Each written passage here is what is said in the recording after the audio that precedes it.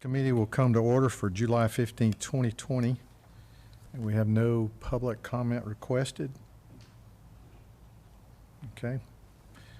We'll go into the approval list, and item 1 is the minutes for June 17, 2020.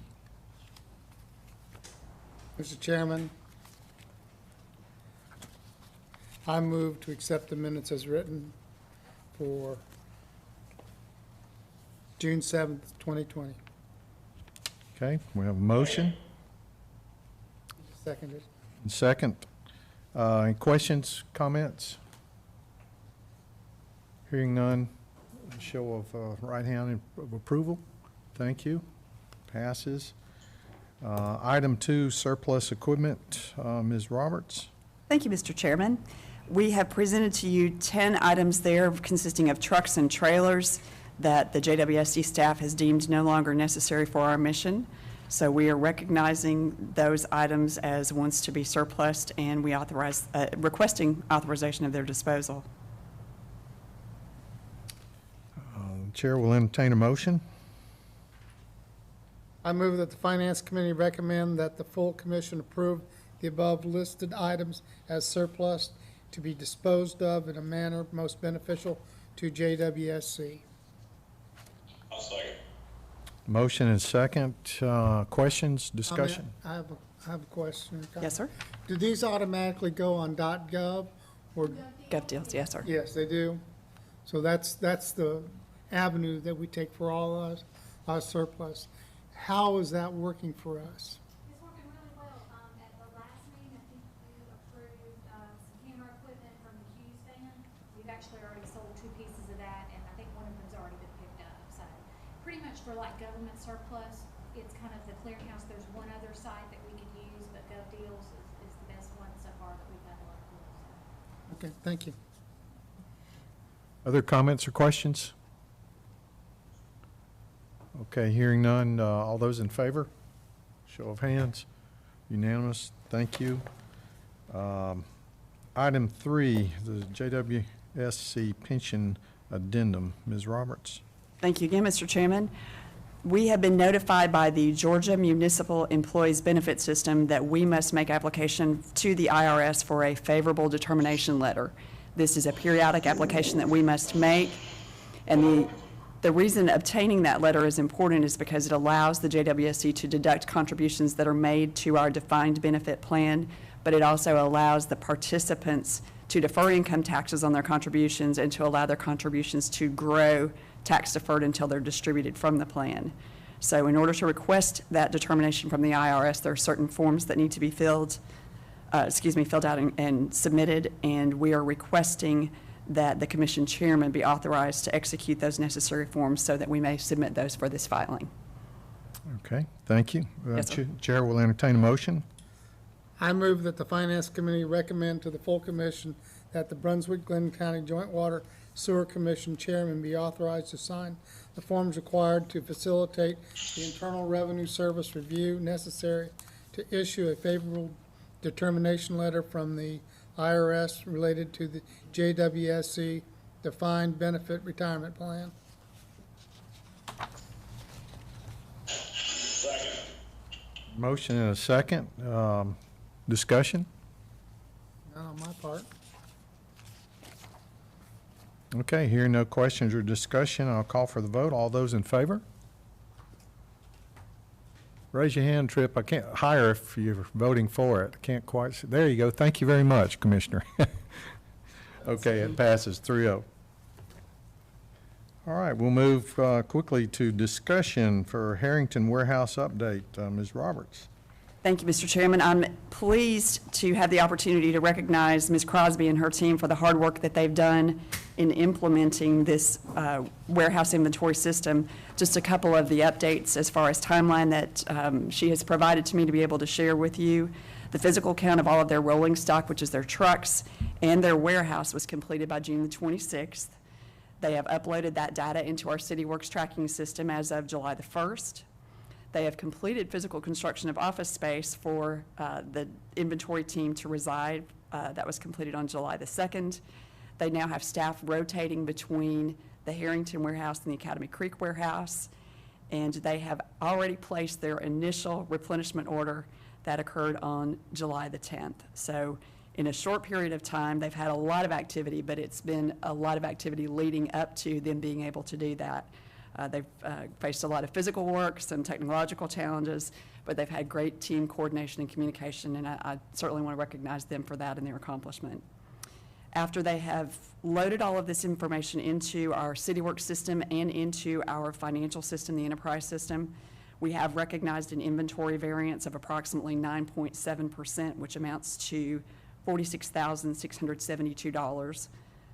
That is out of a warehouse value of $479,229.36. This will be recorded in our financial statements. It has not yet been recorded, so the package that we were about to review does not include that adjustment, but it will as an adjusting year entry. Ms. Crosby, anything you'd care to add? No, we're off trying to roll, and like LaDonna mentioned, we had a few technical challenges, and so we're still trying to work through those with our network there and connectivity. But for the most part, you know, we're boots on the ground, and we're there, and the guys are getting used to us being there, and we've done our first replenishment order, and we haven't run out of anything, so we're doing good. We've surplus some items, so all things off to a good start so far. Question or two, just for general information for me, having been involved in materials management in other utilities.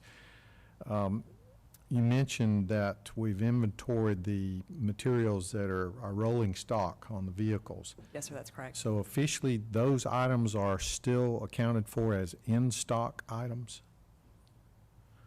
Okay. CityWorks allows us the mechanism that we can set up separate storerooms, so imagine each truck will be its own storeroom. So the way the sign-ups will work, when they cross the threshold of the physical warehouse itself, they will transfer to a truck. And from the truck, through the work order process, those parts, as they use them off the truck, will go to the work order.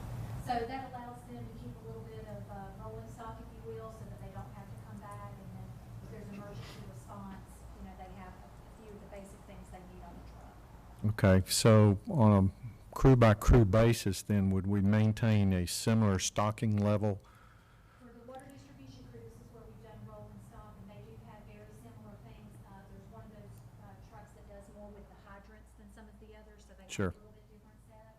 But I actually have the inventories of the trucks, and they had, within just a few $1,000s, about the same amount of inventory on each truck. We even got down to granularly, like we were seeing, you know, everybody had uniform tools and things, like everybody has 3 shovels and, you know, that sort of thing. So we're looking somewhere between 8,000 and 10,000 on each truck. So they have 5 trucks, so basically 50 grand in rolling stock that's outside of the 4 walls. So how do we manage the, I'll just say the word security, not really what I want to do, but managing the inventory on a truck-by-truck basis? So we transition from in the bin on the truck to it's now in the ground. What are we doing there for our checks and balances to maintain that inventory count proper? So we'll have a rotation of these trucks where they'll come in for a cycle count, and then we'll do the, you know, what they say they have versus what our computer system says that they have. And if, for instance, they're short a few, then, you know, we'll do it in a short enough time they can remember what work orders they assigned that to. But it should be going out through the work order process. But one thing that's different at the Harrington location versus what we already have at the Academy Creek location, at Academy Creek, we're doing straight transfers to a work order Mhm. right now. And so our idea is we'll also do rolling stock at that location next, just a lot more trucks and a bigger thing. So we thought that Harrington with 5 trucks was the best place to start rolling stock, kind of get our best practices and then apply it to probably 3 times as many vehicles down from the Academy Creek location. Okay, and what's the period of the cycle counts? So we're looking at probably once a month is what we'll do. We may here in the initial period do it every 2 weeks just to make sure we don't have any big issues. They'd already informally do it on a routine basis. A lot of times when it's a rain day, they may come in and count trucks too. So, but we'll put them on a schedule, and that's the way actually they load their trucks each week. It just works out as a perfect number. They have 5 trucks, so each truck has a different day that they come stock up for the week instead of all 5 coming each and every day all at the same time. So who does the count of the trucks? We'll do that with the staff there. They'll bring it in So it'd be the supply clerks that are under you. We'll print off what the inventory is with a count sheet and we'll just go through it. So we're talking, maybe 70 items on a truck, which sounds like a lot, but it's, you know, a lot smaller fittings and that sort of thing, and you can run through it pretty quick. I know on the afternoons that we did these hard counts, they did these anywhere maybe 2-3 hours max on the biggest truck. So it shouldn't take much away from their field time. Okay. Directionally, I think that's very, very good. It's what we're doing to manage inventory. It would be, I think, perhaps interesting that in about 3 months, provide us an update as how's that going? How's the discipline? How's our stock out impacts occurring? If not, that's a good thing. And the variances that occur on your cycle counts, you know, if, right. The overall value change, we see it because we know we have our reduction goal, and then also, you know, are we having any out of stocks? And how many times beyond that one time a week that they come in and stock, are they having to come in, and are there new items we need to add to their rolling stock, based on what we see in usage patterns? Because right now, they're just utilizing a spreadsheet to kind of track this stuff, so you can't really dig into that, like what their turns are and Mhm. so hopefully those will be all things we'll have in the future. Good. Commissioners, any questions, comments? Okay. Not for me. Then item 2 on the discussion, Ms. Roberts, that's our financial statement, month ending June 30. Yes, sir. And we are looking at preliminary year-end financial statements. We will have our external auditors coming in soon, and there will be adjusting journal entries that will occur as a result of those, and I'll make note of some of those as we go through this. Just hit a couple of high points with you here on the balance sheet. You don't notice the change from fiscal year end to fiscal year end there in the bond sinking fund, but if you had looked back at the month-end May 31st statements, you would have noticed a decrease of about $3 million from last month's bond sinking fund balance because we did have a payment that we made in June. So you see that balance decrease from month to month, but again, year end to year end, it's a very comparable balance. The next item I'd like to draw your attention to is the bad debt. You'll notice that that number has decreased to $343,665. And actually on the statements, it ends up being a negative for the year. By way of explanation of that, that's actually a very good thing. You'll notice overall that our accounts receivable decreased from year-end 2019 from $2.4 million to year-end 2020 to $1.2 million. So that's an overall decrease, but in addition to that, the decrease has occurred in areas of longer aging, the 90 and the 120 day, because we've been very aggressive in those collections. We did have a litigation case that resulted in a payment of about $600,000 that at that point was in 120-day status. So we feel very confident about the numbers that we've been able to produce as far as the accounts receivable are concerned, and we're very very proud of the fact that we've been able to reduce the bad debt overall and in those specific categories throughout the year. Continuing, yes, sir. On the balance sheet. Yes, sir. The customer deposit reserve, and then there's other liabilities, customers deposits payable. Yes, sir. Why are those two numbers different? That's based on the number that we have, the cash balance that we have put into the reserve itself versus what we actually owe to the customer. So there will be a variance between those. And you may recall recently that we did apply about $250,000 to customers' accounts. We did not actually write refund checks, but we applied those to the existing balances on those customers' accounts. Well, that's the other thing I was gonna note. I recall that, but it looks Yes, like sir. we're only down about 91 grand year over year. I was curious what the kind of the Right. what our plan was to get that. Where do we expect that number to trend towards? Well, that's the deposit reserve now. We can decrease that number based on the fact that the customer's actual deposit balances have decreased. But for the time being, we had just made the decision to leave the balance consistent from fiscal year to fiscal year. But yes, sir, if that's something you would prefer that we could do, that we can certainly take a look at that. Well, I'm just trying to understand where we're at as far as, depositing, refunding the deposits. Yes, sir. And kind of where we're at, but also where we intend to go. Right, absolutely. And at your request and at your suggestion, we did go in and identify the accounts that were eligible for those applications. We talked about doing a second tier where we went in and said, okay, was the customer not disconnected, but they didn't pay 2 months in a row, or consistently 2 months in a row, those types of scenarios. But those will be manual reviews that we'll have to do. And unfortunately, just in this time period, we've not had the staff to be able to do that. Did that address your concern, Commissioner? Yeah, for now. Certainly. If you have further questions, please feel free to reach out to me. All right.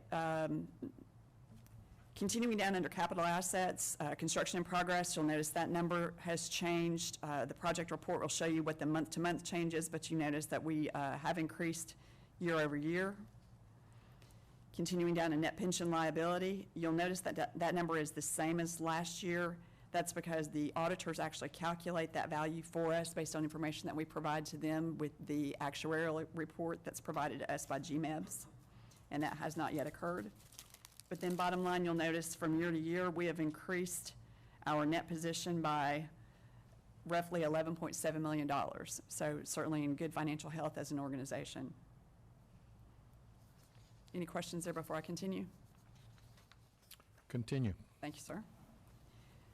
On the schedule of cash balances, again, the bond sinking fund decreased about $3 million this month because of that bond payment. Overall, we are up about $1.5 million in cash balances, excluding our SPLOST and our bond funds. The majority of that is collection of customer accounts.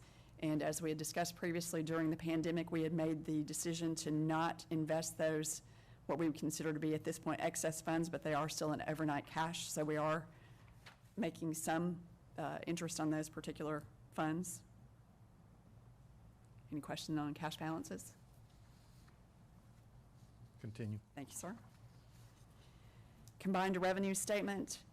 We did come in slightly under our projections for operating revenues at $303,000, but also came in under our operating expenses. I did note that we had the inventory variance that we need to record that will go into that operating expense number, and we do have some adjusting journal entries that will occur as a result of our our year-end audit with our auditors. But at this point, we're showing net operating revenue of about $500,000. That bad debt expense number, you notice again, that's a credit. That goes back to our conversation about how well we've done in collecting, especially those older accounts. So net revenues at this point, $6.8 million.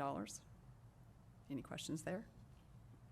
Let's dive just a little bit, not Yes, too sir. deep. but Certainly. Talking about operating expenses, Yes, sir. we're down by almost $900,000 for the year. Yes, sir. So give us just a couple of highlights there as to what we did Right. to achieve that. And it looks like a positive. I just want to be sure it wasn't work we chose to defer. No, sir, that was not the case. And please bear in mind that even though these statements are dated as of June the 30th, we do still continue to have invoices come in after that date, as long as the delivery is made by June 30th or the invoice is dated by June 30th, but that doesn't mean it's been on Finance's desk June 30th. So we will see that $878,000 number shrink. And again, with year-end adjusting entries, that will take a bite into that as well. Okay, I understand we have some invoices that are not yet processed, and this is unaudited, incomplete report, but I think of perhaps a couple of initiatives we've had this year that has helped to drive that number.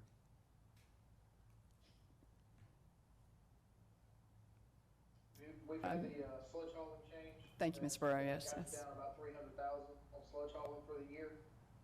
We made that change in September, so that was after the budgeted year for last year. So you're looking at about 9 months of change on that, which is a major driver. And then we've also changed the way we're operating a few of our pump stations. That has lowered some electricity costs on them as well, adding to VFDs and flow pacing those stations rather than starting across the line. Thank you. That's where I was headed with this. We didn't defer work, we generated efficiencies. Yes, sir, and thank you for the opportunity to provide the good news. Okay, very good. Continue. Yes, sir. Continuing to the project report. In line with Mr. Klein's presentation at the Facilities Committee, at the bottom of the page there, you will see the completed projects of the State Route 99 Water Main Extension and the Academy Creek Oxygen System Rehab.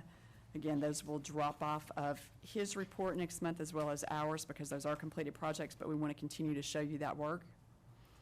Then if I if I revert back to the top of the page, the in-progress work, places where we've seen changes over the past 30 days. I've got 5 projects in particular. I'll point out the North Mainland Sewer Basin reroute, Canal Road to Glencoe 12-inch water main loop, the L Street water improvements, Pump Station 4105 basin expansion, and the Sea Palms East water line rehab. All of those have seen financial activity as well as construction activity.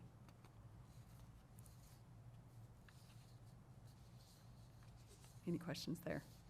None? Please All continue. right.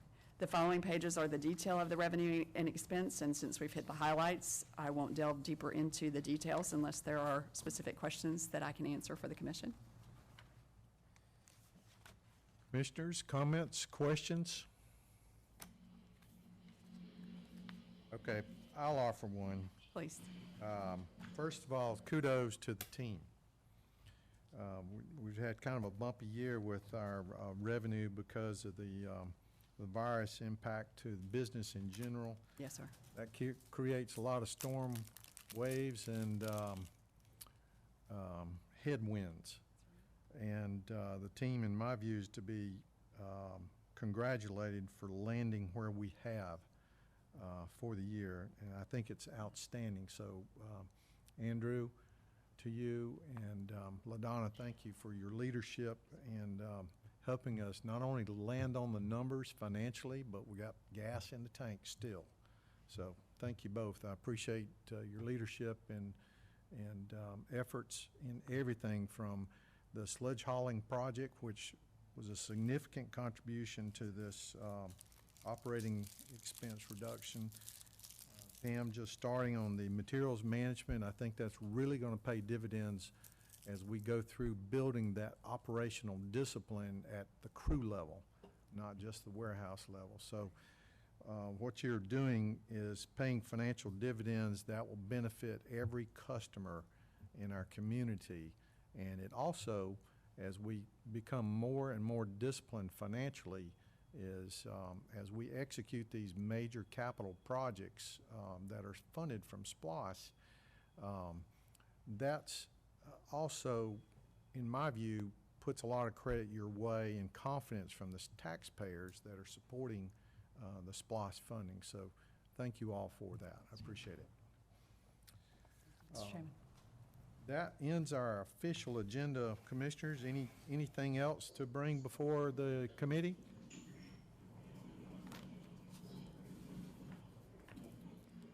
Okay, hearing none, we'll be adjourned.